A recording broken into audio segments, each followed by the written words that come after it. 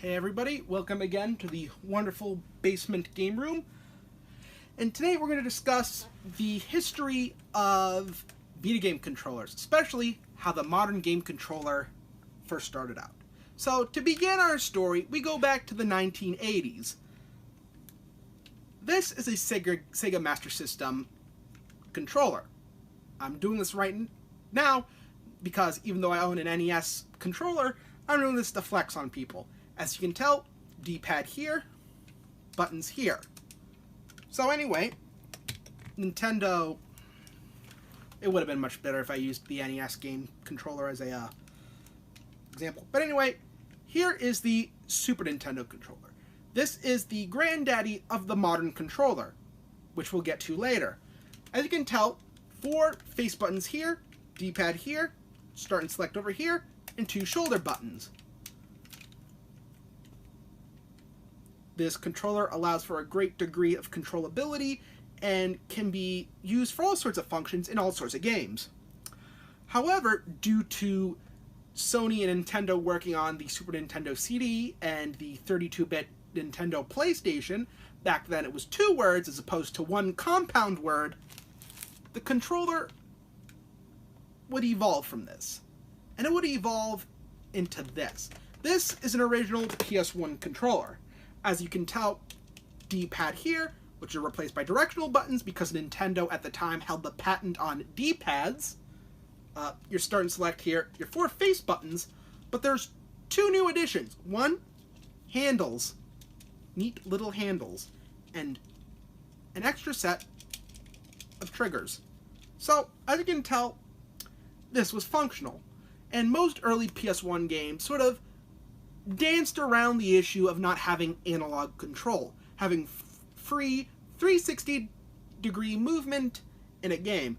They did it with tank controls, or simply just went with the 8 directions, the 8 possible directions you could do with this thing, and called it a night.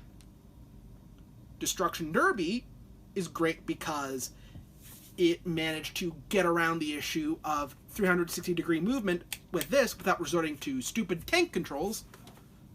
Jumping Flash managed to do it just fine. So I don't get the deal. So anyway, Nintendo was 1 step ahead. This is an N64 controller. As you can tell, D-pad here, a single set of shoulder buttons, but with an extra trigger right here, 4 C buttons for no reason, and they stuck to these 2 stinkers.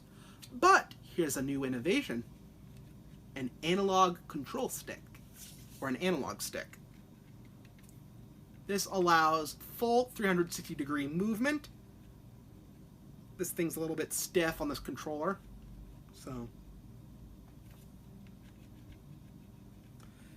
So then, Nintendo managed to solve the problem of movement in a 3D game, and Super Mario 64 to this day remains the solid bedrock of modern platformers. So, and then Sony went ahead and made an analog controller of their own, which then got replaced with the DualShock 1.